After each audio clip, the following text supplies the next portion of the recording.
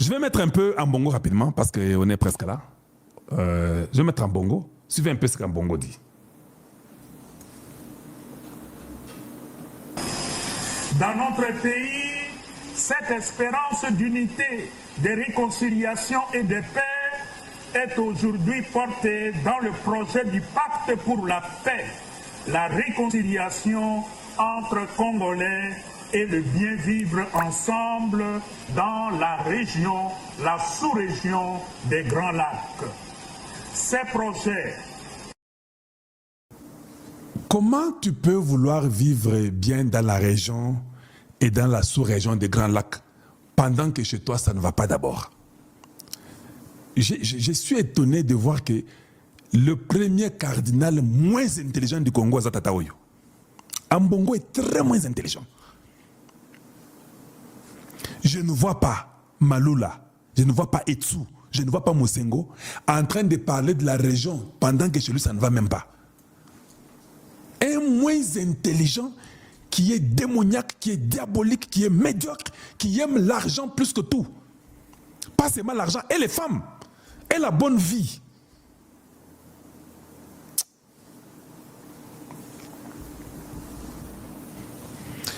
Je me demande quand est-ce que le président Tshisekedi fera quand même un effort pour nous changer cette histoire de la Sénéco. Oui, changez-nous. Vous êtes le président du Congo, non?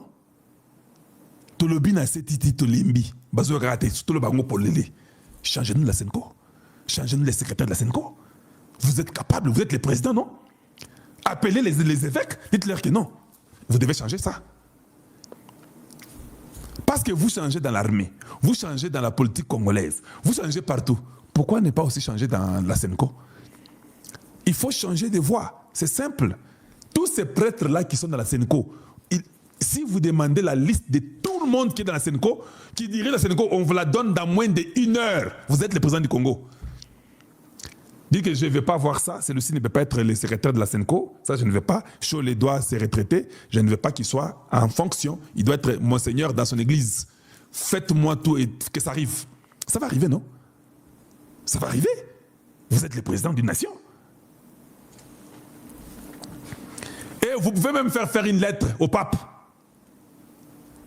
Dites au pape, faites une lettre, dites au pape. J'ai un deal avec votre frère Donald Trump, les Américains, pour qu'on travaille. Mais ce cardinal que j'ai, il me dérange beaucoup. Lui ne veut pas que les gens soient en paix, il veut que les gens meurent. Il est dans les deals mafieux. Vous sortez des dossiers clés que vous connaissez, que moi peut-être je connais, ou que les gens ne connaissent pas. Vous présentez ces objets-là clés. Et ces enfants, et ces femmes, et tout. Vous êtes président d'une nation. Vous faites un dossier complet. Ça ne vous prend pas long. Comment moi je le sais? Vous envoyez chez le pape. Le pape les ramène à Vatican, c'est terminé. Qu'on dise quoi? Qu'on dise comment? Excellence, vous avez un rôle à jouer, à aider tout un peuple qui souffre. Nous avons beaucoup souffert. Moi quand même j'ai le pain pour manger. Tout le monde n'a pas le pain. Tout le monde n'a pas le pain. Il y a des gens qui souffrent 4 ans, 6 ans, 7 ans, 10 ans, 15, 20 ans. Il ne faut pas qu'on soit complaisant, qu'on pense que tout va bien. Non, ça ne va pas. Donc, vous dites ça au pape, vous cherchez un dossier. Quand le pape regarde, il voit ses femmes, il voit ses enfants. Il voit que cet homme, l'argent qui a été pris par lui, il voit tout ça. Il voit le problème de dossier. Il n'est plus cardinal au Congo. Vous allez seulement entendre là-bas que non, le cardinal Mbongo a été rappelé à Rome. Bapessie Moussala Batini, ceux qui sont dans les Philippines, ceux qui sont et Sili. Ou bien, n'est pas passé là. Osa conseiller naïe, et Sili. Le conseiller du pape, tu ne parles que ce que le pape te dit. Tu ne touches aucun pays dans le monde. Ou on les a rendus dans Chimanu. Donc, Bati Okuna, pas conseiller du pape. Tu es foutu. Le conseiller du pape, tu vas aller parler de quoi? De ton pays là-bas? Et tu conseilles le pape. Ce que le pape doit faire demain, comment il va s'habiller, qu'est-ce qu'il va manger, qu'est-ce qu'il va parler. Et si tu es fini. Mais le président Tshisekedi, vous pouvez faire même ça. Vous pouvez même faire ça, s'il vous plaît, pour aider tout un peuple. Et puis Cholet saute, il n'est plus à la secrétaire de la Sénéco. Cette histoire, c'est fini. Ce sont les éléments qui sont utilisés par les ennemis de la République. Pas, je n'invente pas.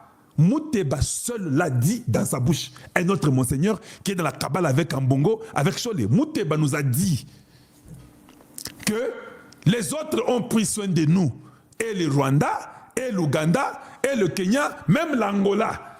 Eux ont pris soin de nous, sauf le Congo. Il a été clair. Et puis ce qui est grave, il a dit qu'ils ont pris charge de nous en tout. C'est ce que Mouteba avait dit. En tout. Les gens qui violent, qui font n'importe quoi au Congo, sont eux qui vous prennent en charge en tout. Mais comment vous ne les touchez pas? Vous, tu sais que je sais, tant que Simba et Loko, dans quelques instants, ça change. Simba Yango, papa. Simba Yango. Concentrez-vous un peu sur la Sénécola, même pendant une semaine seulement. Calcule un peu, pose des questions, sache, démantèle-nous cette histoire-là. Et ça sera du bien pour le Congo. Porté conjointement par la Conférence nationale des évêques du Congo, SENCO, et l'Église du Christ au Congo, ECC. Cette initiative vise à relire notre histoire commune pour toucher les racines profondes de ces conflits, en impliquant tous les acteurs de la crise et toutes les forces vives du pays, spécialement vous, les jeunes. Tu as entendu ce qu'il a dit? Quand il dit qu'il est très moins intelligent, vous ne me comprenez pas? Il dit qu'il faut impliquer tous les acteurs qui sont impliqués. Il faut les mettre autour d'une table. Tout le monde qui est impliqué, c'est loin Mbongo, que je remette pour vous, ou bien Bossi Boyoki, Jean Akanda. Quand j'ai écouté ça, je dis mais ça c'est un poison. Tous les acteurs qui sont impliqués dans ces conflits. C'est-à-dire quoi? Même si toi tu as violé les gens, comme tu es impliqué, au fait, Ambongo est en train de détruire l'impunité. Si vous avez bien saisi. Or, Kaikwamba et Tshisekedi insiste sur l'impunité. Lui dit non. Toute personne qui est impliquée dans ces conflits doit être intégrée dans ces négociations. Il faut passer la wana. Faites tout qu'il soit les conseillers du pape. C'est très simple. Vous avez résolu un grand problème. Il n'y aura ni rien, ni rien, ni rien. Le conseil du pape ne prend pas l'argent du Congo. On les paye à Rome. À Rome, comme vous avez tout, on vous donne une chambre, on vous donne tout. Tu vas à Tabasio, parce que tu es déjà à côté du pape. Ça devient très compliqué. Il faut qu'on tienne à quarantaine, il doit faire avec le pape. Quand le pape dort, il sait que le pape dort. Quand le pape est réveillé, il sait que le pape est réveillé. Il est conseillé là-bas attaché. Il mange là-bas. On lui donne peut-être $300 par mois. Il y a assis, il veut aller acheter les bonbons. C'est ce qu'il faut faire à cet homme-là. Il faut le mettre en quarantaine pour de bon. Il faut impliquer tout le monde qui est dans ces conflits. Et le Rwanda, et l'Ouganda, et le Kenya, tout le monde qui est impliqué là. Oui, même le Nigeria, Obasanjo est impliqué. L'Afrique du Sud de Thabo Mbeki est impliqué. Tout le monde est impliqué. Tout le monde.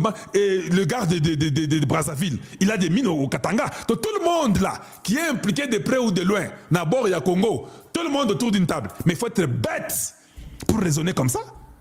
Dans un pays qui n'a pas de loi, un pays qui n'a pas de justice, bon, même si tu as tué les gens, il faut prendre les Gédéons Kyungu, tout le monde, venez, mettez-vous, on va causer, c'est votre pays à nous tous, allez venez, on va causer, même si vous avez violé nos mamans, vous avez tué les gens, vous avez aussi violé nos papas, venez vous tous, allez, mettez-vous, on va causer, c'est ça les causes profondes. Même les imbéciles ne raisonnent pas comme ça. Ça c'est un pays, vous croyez que c'est ça qui donnera la raison? Il y a eu la conférence, non? La conférence qui a pris tous les jeunes du Congo, tout le monde. Zéro. Quand vous avez les gens qui ne sont pas intelligents, ça devient compliqué. Quand vous suivez les gens qui ne sont pas intelligents, ils vous rendent aussi bourriques. Et ils pensent que ce qu'il dit a un sens. Un monseigneur, d'abord, le front est renfrogné. Pourquoi? Les enfants ont peur de lui. Un monseigneur, les bébés doivent avoir la joie de voir un monseigneur. Mais les enfants ont peur d'un individu. Un individu méchant naturellement. Je ne sais pas comment il est devenu prêtre. Un méchant mauvais. Un méchant, un mauvais. Hein? Naturellement, il est mauvais.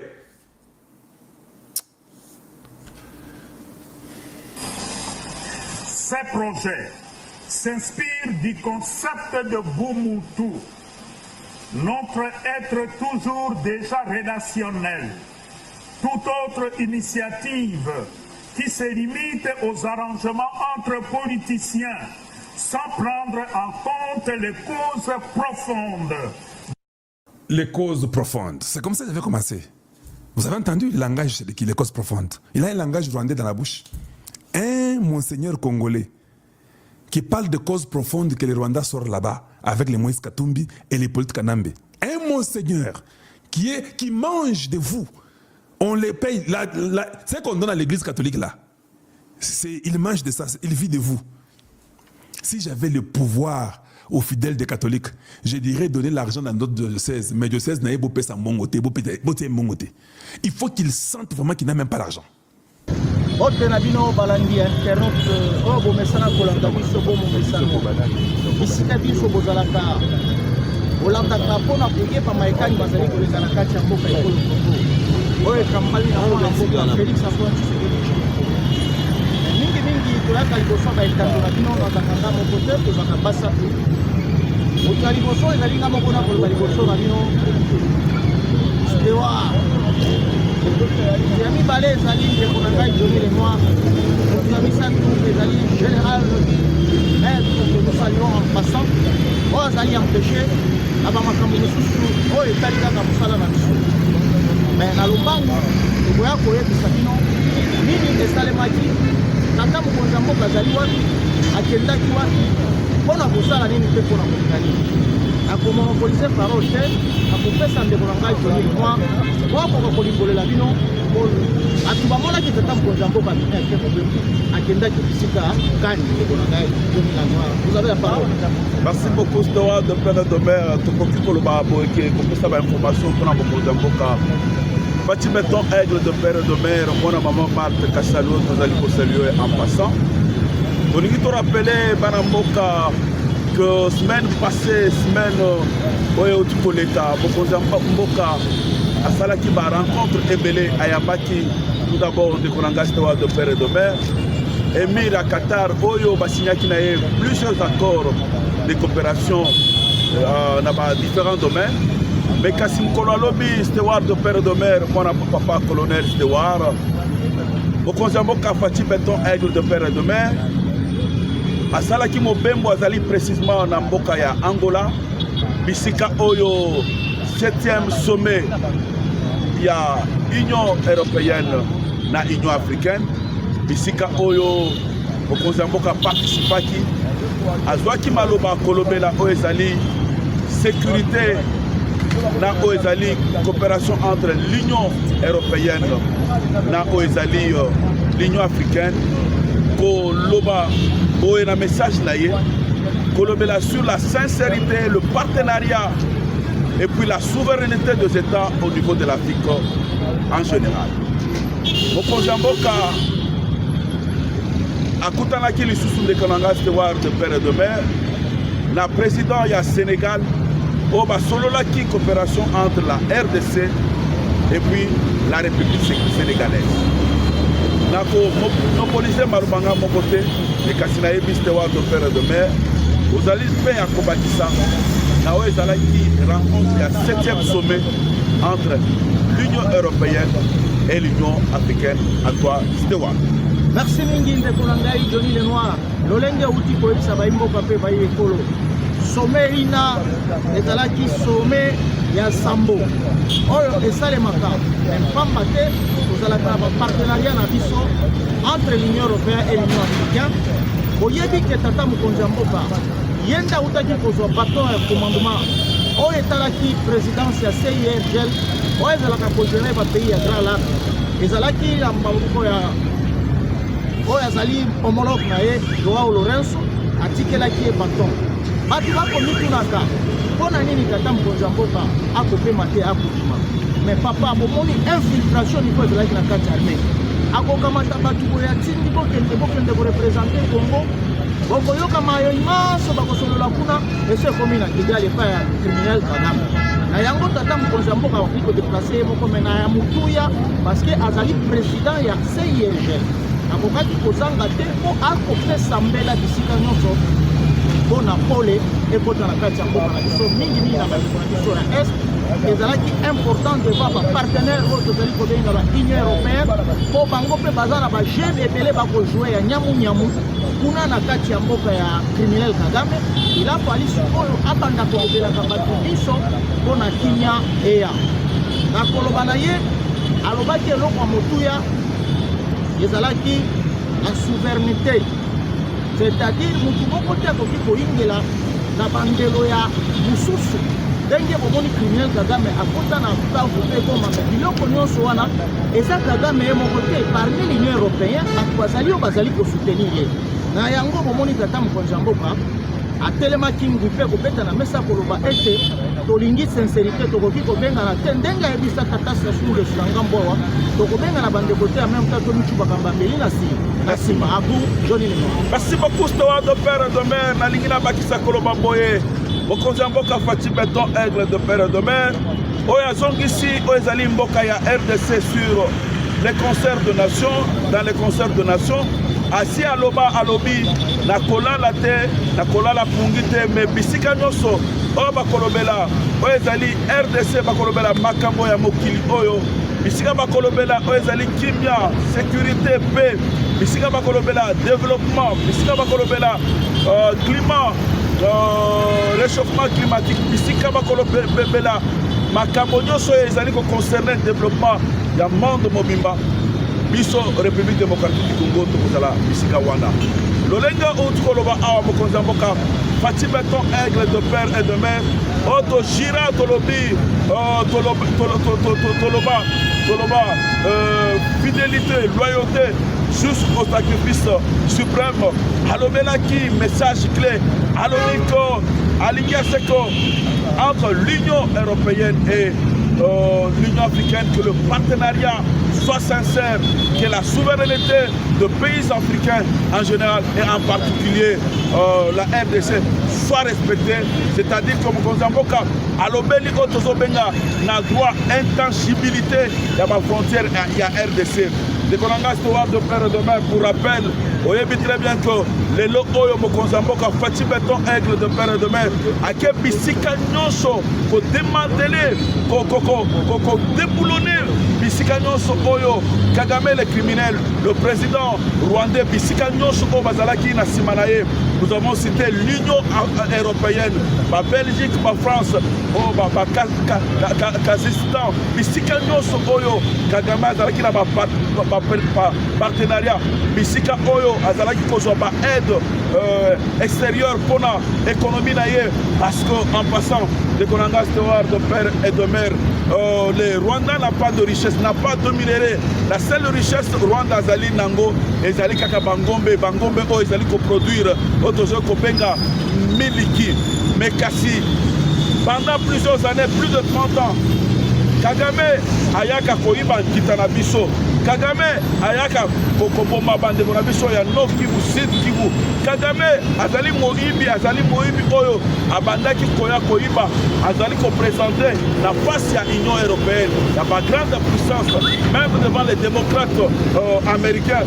Pour la Kisake, yazalaka na colton, yazalaka na or, yazalaka na cassiterite, yazalaka na bicorba, ba richesse nyonso tozali kobenga ba minerais stratégiques. Mais en réalité, le oyo, la diplomatie agissante à Mokonzamboka, Faty Beton Aigle de père et de mère, de père et de mère, a tué à nu, manipulation nyonso ya criminel Kagame. C'est pour Monaki Mokonzamboka a insisté sur la souveraineté, c'est-à-dire l'intangibilité des frontières entre les nations frontalières. À toi, Stewart de père et de mère. Merci mingi de Konanga Johnny Lenoir. Lokola kaka ndenge bouti koyoka epa de Konanga Johnny Lenoir. Mutu wana azalaki nini azalaki kosala. Akokota aibi bankita na biso. Akekule pa na ye atie Made in Rwanda. Made Rwanda.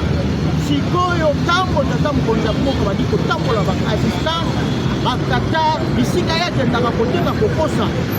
Mais bato wana basalaki mpe effort bakepa na ye kendo olakisa biso babisika baizine ozalaka koproduire izine ezalaki te abandi kokende kolakisa bango bangombe ozomona ke sikoyo bato wana balobi biso tokanisaki ya komema biso neti tokendaka na bakolegi na balwala bana balikasi na bakamboka na bakipushi olakisa bato bacentral olakisa bato bamine d'exploitation na yo obandi kokende kolakisa bango mpe kasi banki totekelaka biso soki azala kaka na baentrepo oyo atiaka bamake ya Rwanda na yango boyaki komona Emir ya Qatar ntango aye kondimela tata mokonzi ya mboka alobi ya solo nayebaki te moto wana azali fakwa ndeko na ngai nalingi na ajouter steward de père de mère message clair oyo Emir de Qatar apesaki le criminel Kagame parce que Emir de Qatar azalaki na bainvestissement oyo asalaki na niveau ya Rwanda avant que mokonzi ya mboka oyo azali kokende kodevelope bisika nyonso oyo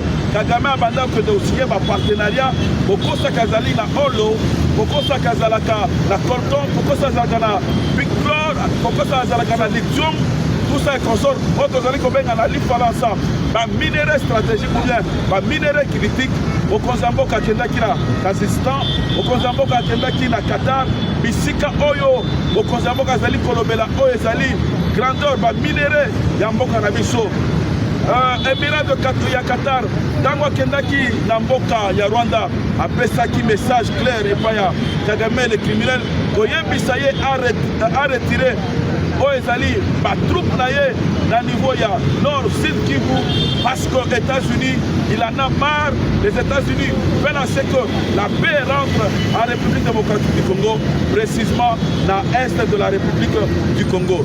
En dehors de cela, Émirats arabes ayebisaki Kagame lokola basalaki ba investissement ebele otala lelo Rwanda ezali kotambola lisusu te parce que lelo oyo crise économique ezali makasi na niveau ya Rwanda nyonso oyo bobanda koloba koyoka ke nono le Rwanda c'est un bon élève un modèle ya développement économique ezalaki nkita na biso Kagame abandaki koya koyiba en complicité avec l'ancien président de la République démocratique du Congo. Nous avons cité de son vrai nom Kanambe Hippolyte alias Kanambe Hippolyte Kasembere de son nom d'emprunt Joseph Kabila. Oyo, il a joué un grand rôle dans l'infiltration de l'armée congolaise. Il a joué un grand rôle avec Kagame, son oncle, pour déstabiliser Oezali, République démocratique du Congo, pour infiltrer l'armée Nabiso jusqu'à la moelle épinière. C'est pas mon qui, après visite, il y a Émirat, là niveau il y a Rwanda, Émirat, Ayaki, à la République démocratique du Congo, pour un investissement de plus de 21 milliards de dollars. Au Comora, la Mikolezali Koya, avion à Kilikili, il y a Qatar Airways et Kobanda Kosala, RDC et Kokende. Na niveau, il y a Qatar. Et parmi on va signer qui va accord, les alliés, accord diplomatique. On va constater que Batunyo so ba Congolais nyoso, on va aller na ba passeport diplomatique, ba passeport de service, ba koki pour voyager na Qatar sans que bazala ba visa. À toi, Dewa. Merci Binginde pour la taille Johnny Lenoir, Bambate, Boyoki Makambo Maso, oh ba yuki Sabino, et pas ya moninga rangai Johnny Lenoir. Parce que Emir ya Qatar, ma foma qui le Hollandais comme il est là et pas président Félix. Toyeba kite ke mutu aza muibi, totongi ba arena, totongi ba aéroport, totongi ba avion ezali avion la bango. Ndenge tozali awa na Brazzaville, bala moko pepo Brazzaville. Ndenge ba pepo na bango ezali kosala koleka na territoire na biso via Goma.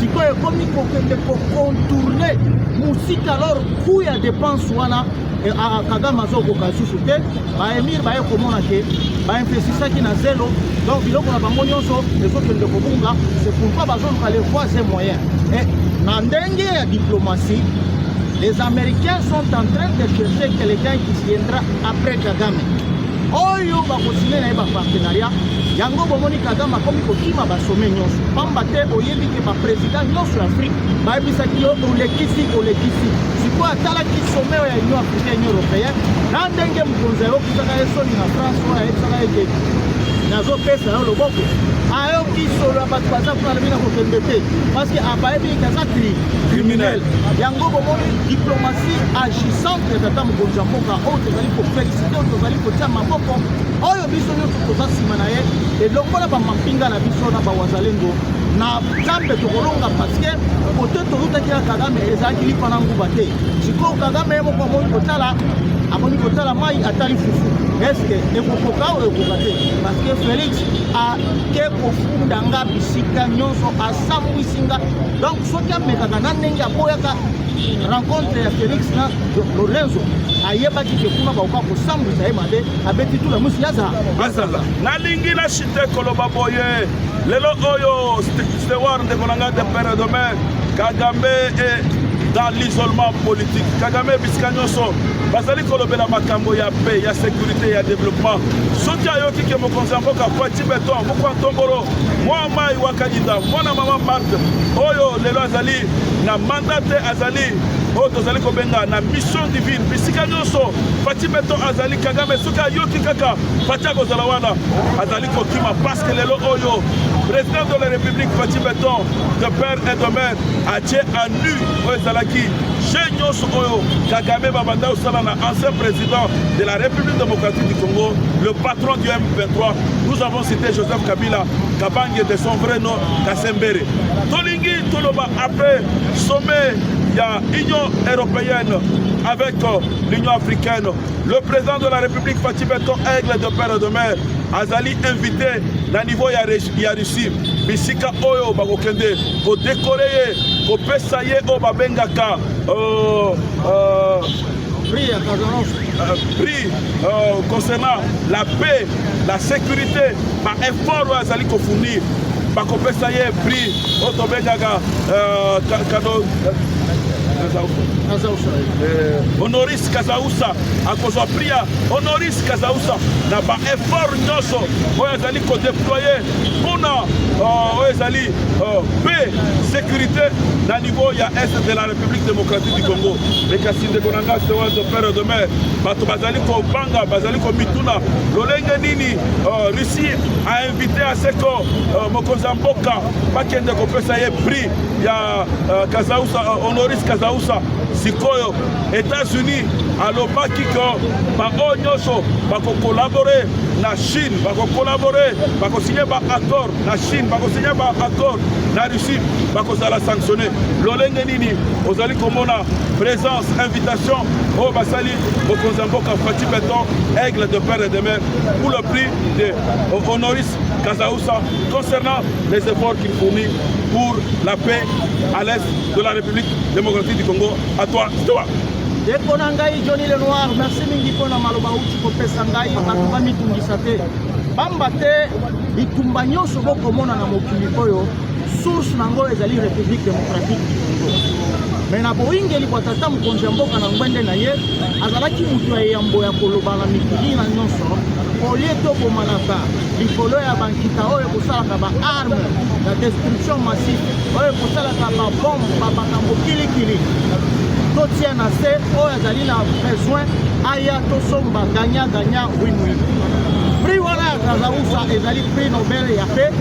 Mpona nini omonaki Vladimir Poutine kokende na Alaska place bakendaki kokutana na Poutine na Donald Trump basololaki baye komona ke mokonzi oyo aye mpona kotia kimia na monde ezali vraiment mwana mobali oyo Félix Antoine Tshisekedi Tshilombo mpo boyebi ke Kazambere Kabila ateka babiloko wana na coréen ye nde azali kopelisa moto eloko wana siko ntango président Félix aye alobi ekozala ganya na yango batalaki bamoni ke ye aza kotambola mpona koluka moto epela te na aza kotambola mpona koluka moto na moto na yango ezalaka na coopération bilatérale coopération na baplan militaire technique même na bachat d'armes tozali pays souverain tozokende kosomba kokutana na barusse te mpona kokende koatake pays songolo pakala te tozali na bango na barelation ebele ya de nos étudiants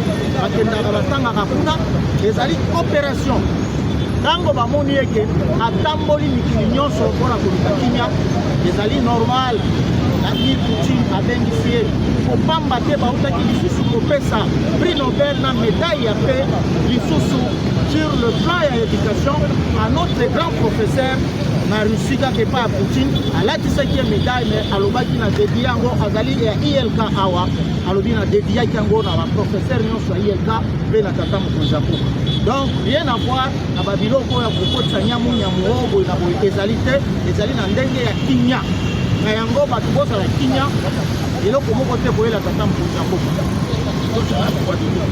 eloko moko te koyela papa mokonzi ya mboka akei ezali invitation oyo bazali kopesa ye lokola ye mpe alobaki soki kimia ekoti na est ye mpa kokende kodekore Donald Trump prix Nobel ya nini ya mpe ezali eloko moko à vous la parole. Merci beaucoup Stewart de père et de mère tolingi toshite concernant ma information pour la mokonzi ya mboka Fachi Béton Aigle de père et de mère, le vrai Congolais qui a le vrai souci de ce pays. Oh, les lois allaient déboulonner Bisika Nyonso, déraciner Bisika Nyonso, oh, ezalaki source à Bitumbaya, République démocratique du Congo. Complot Oyo, ancien président Kabila, de son vrai nom, Kazembere Hippolyte, Oyo Salaki, Nabande Konaye, il y a M23, Nabande Konaye, Nokonaye, le criminel Paul Kagame. Koloba Boye, ko féliciter ba FARDC, ko féliciter ba Wazalendo, o bazali ko contenir o ezali ba rebelle ya M23 na niveau ya Nord Kivu précisément, na Walikale précisément, na Uvira, bisika oyo il y a peu de temps ba Sengaki général Masuzu Azonga lisusu awa na Kinshasa à cause ya traîtrise oyo asalaki. Au départ, Bisoba, les trios, Toboyaki, Oezalaki, Tosepelaki la nomination à Masuzu. Mais comme Mokonzamboka, c'est lui qui nomme, vous voyez très bien que Masuzu, Azali traître, Azali infiltré, Batunyoso Obautaki, na CNDP, Batunyoso Obautaki, na M23, Batunyoso Obautaki, na Barébellion Nyoso Oesalamaki, na régime ya Kabila. Bazalaki ba infiltré. C'est-à-dire bato ba brassage mixage. Bato ba brassage mixage. Merci beaucoup Stewart de père et de mère. Oyo politique ya ancien président Joseph Kabila ezalaki boye ba décidaki loi moko boye pona ba éliminer ba ancien généraux ya biso ya phase. C'est pour bon qui n'a pas brassage, pas mixage, pas soit qui va jeune nyonso. Oh, bah il qui déjà que ba fac, oh bah zalaki, ba pinga na biso à l'époque il y a Zaïre, bah il qui bazaki na ba âge à 47, 48 ans. C'est comme ça. Kabila na konaye le criminel Kagame. Basala qui va mixage, basala qui va brassage, basala qui va jeune nyonso oyo Rwandais Tutsi. Oh basala qui n'a pas 23 ans, 25 ans, va incorporer bango na niveau oyo ya armée na biso. Sachant très bien, projetant dans l'avenir que non. Bah oyo basala qui va ex-phase, basala qui n'a pas 48 ans, 49 ans, dans 10 ans, dans 15 ans. C'est pourquoi on a un Stewart de père et de mère. Bah fixaki âge na niveau ya armée 65 ans. C'était quelque chose planifié par l'ancien président Joseph Kabila et son oncle le criminel Paul Kagame. C'est-à-dire Kabila Zalindo. Donc Mobutu accueilli à Tiki 11 généraux, mais Kabila a Tiki 500 généraux. Azan de quitter. Azan de côté de père et de mère. Et ça les matin en Mboka Moko, Bozala a plus de 500 généraux. Et la plupart de ces généraux, c'était des Tutsi Rwandais, Bande Konaï. Baleka na ba école académique, baleka na ba FOT, baleka na ba école de guerre, de Balamoko, de Likili, capitaine, major, colonel. Kokoma bayebi te français Bosco Tanganda général atien dans ce pays okosamba na moko na kinirwa okosomona ke Kabila zalaki ndo donc nalingi na bakisa tusu kisa pona lelo concernant le président de la République Fachi Béton Aigle de père et de mère Koloba va remplacer général Masuzu Paya Abdallah Nyembo Oyo Azalaki, le général, le commandant des opérations, na niveau ya Ituri et Paya, général Johnny Luboya Kachama, Oyo Alakisakiba, insuffisance naye, mais Kassili Soussou Kozo comprendre, nomination Abdallah comme Abdallah Nyembo, Oyo Salamaki, na niveau, et autre Salama, na niveau ya Uvira, mais Kassi, Kozali, Kokanisako, à comprendre conscience que non, bon cannabis. Et ça pour les Congolais à trahir le cola général Masuzu à toi Stewart. Mais il y a bien que le président c'est un grand joueur des dames. A ebi biloko linya kusala parce que Masuzu andimaka te.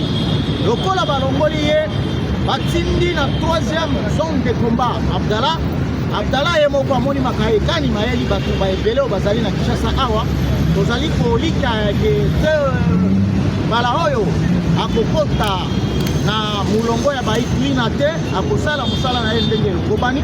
Tozali kosouhaite ye bonne chance akoka koyeba ke le Congo toza kaka na mboka moko oyo ekotikalaka un indivisible. Congo nde tata, Congo nde mama.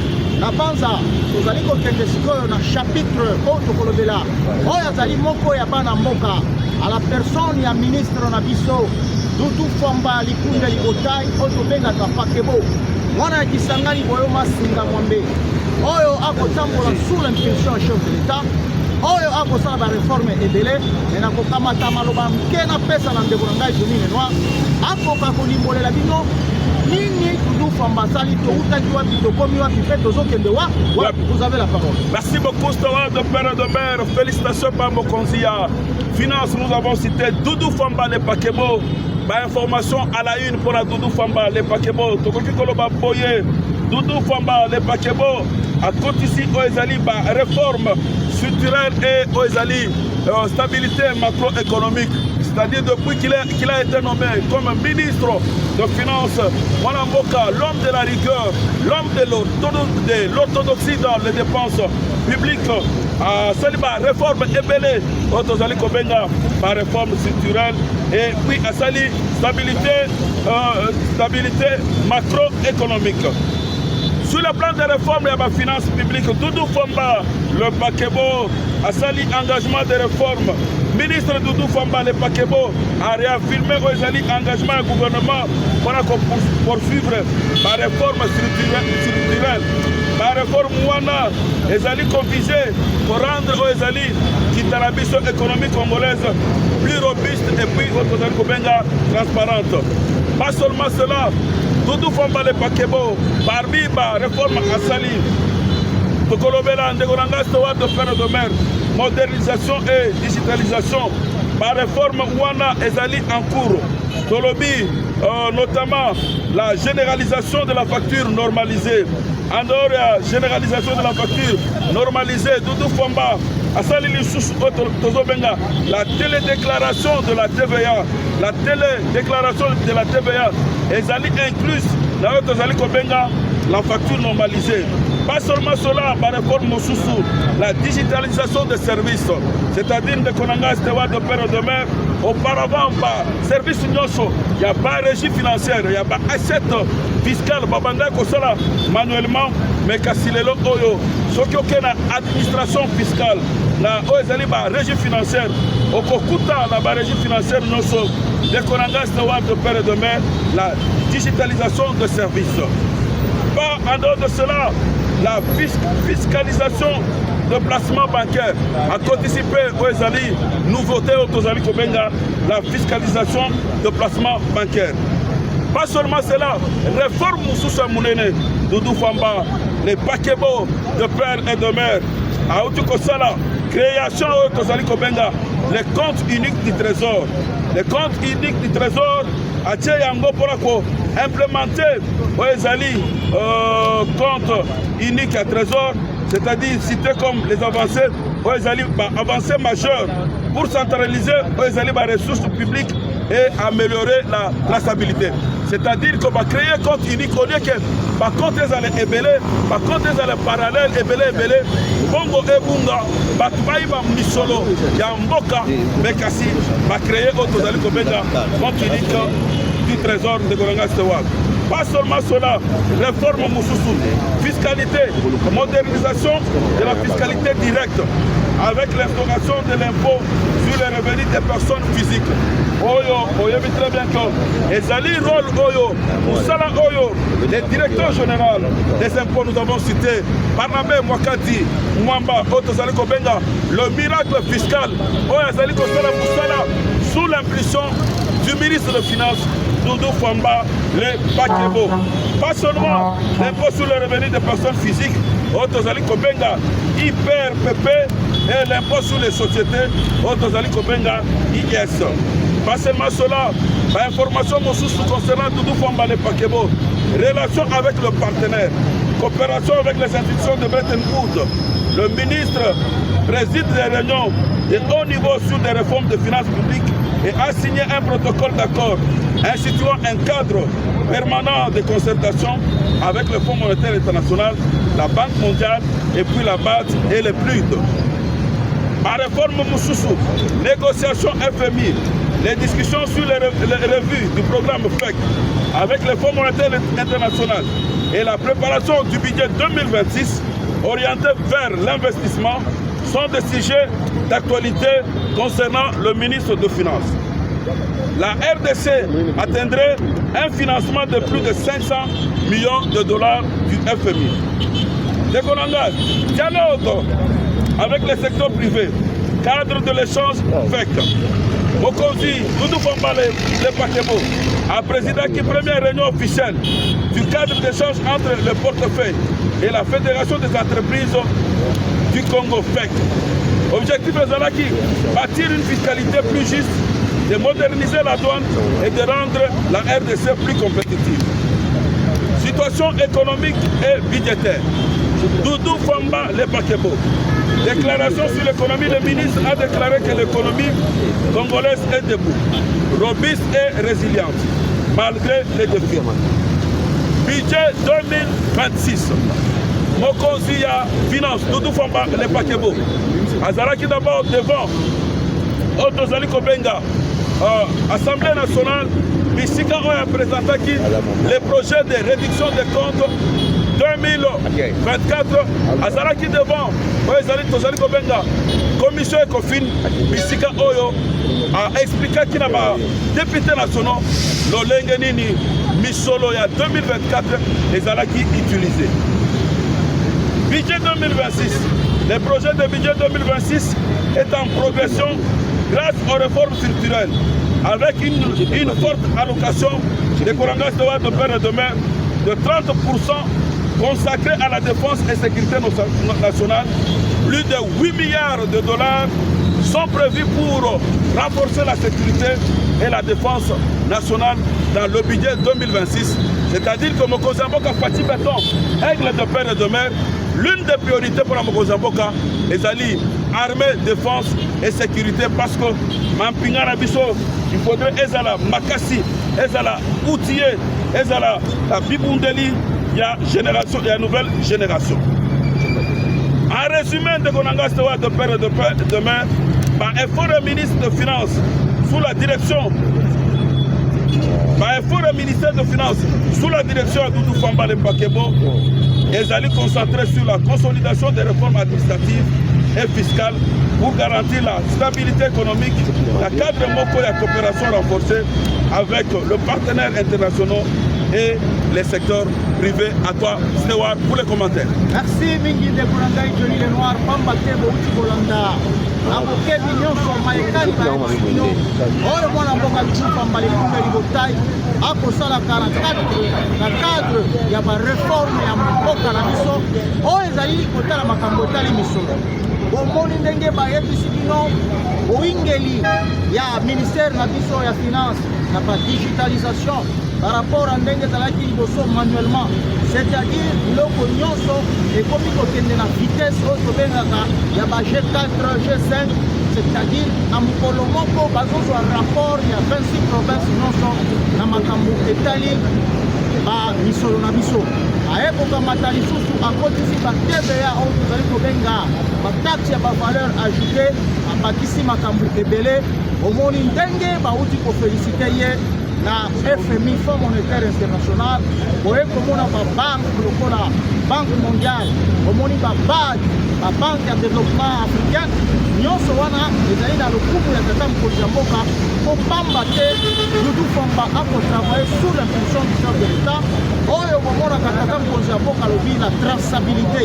Comme c'est aussi un homme de traçabilité, un homme de rigueur, yango makambo oyo okendekaka se liboso kotika kolika eke kosenga na tata mokonzi ya mboka po toyoki déjà dans les jours à venir il y aura banomination. On ne change pas l'équipe qui gagne, azali lokola léopard na biso ndenge tokotiela ngo motema mpona kokende na mondial, azali mutu tokotiela motema mpona bamaximisation ya barecette parce que azokende même au-delà des assignations na yango totombeli ye bolamu, totombeli ye chance ebele na banza tolingi tokende sikoyo na chapitre ya kochite mpona kokota na oyo etali oyo parti toza kobenga Union pour la démocratie et le progrès social oyo ekambami na mwana mboka Augustin Kabuya Tshimoma aka 47 Tshimoma, à vous la parole. Merci beaucoup Stoa de Père et de Mère. Tolingi Tolobela Siko, Union pour la démocratie et le progrès social, conduit de main de maître par le secrétaire général, l'honorable Augustin Kabuya Tshimoma, Benga, président par intérim. C'est le seul qui engage le parti, l'UDPS. Oya Outaki Konome, Oezalaki, membre, il y a deux commissions, la commission préparatoire, il y a congrès extraordinaire, Oezali statutaire, parce que dans le statut de l'UDPS, il y a les congrès extraordinaires, il y a aussi les congrès ordinaires. Les congrès extraordinaires, Oezali là-bas, matière spécifique. Congrès extraordinaire, Oezali convoqué par l'honorable Augustin Kabuya, le secrétaire général, le député national, le sénateur Ezali n'a pas objectif Mibale. La révision du statut du parti et la révisitation du règlement d'ordre intérieur. Ezali congrès ordinaire. Les points à traiter sont spécifiques et bien spécifiés. C'est-à-dire, Tolobeli Ozali, révisitation, mise à jour, il y a statut, il y a IDPS. Parce que le statut de l'IDPS qui régit l'UDPS, l'Union pour la démocratie et le progrès social, Bazali na pouvoir, et Ezali kaka statut, Tozala qui n'a pas opposition. Bicho na stewar, Tolobela yango depuis 2019. Il a fallu que le statut de l'UDPS soit contextualisé, soit réadapté parce que Ezali Oyo statut Oyo Tokotela qui congrès en 2011-2012. Ezali congrès ordinaire. Alors Tozali Koyako revisiter statut na biso, revisiter le règlement d'ordre intérieur. Toyeli makambo mususute. Kasi Tolobi Boye, qu'on féliciter le secrétaire général, qu'on féliciter par nominé.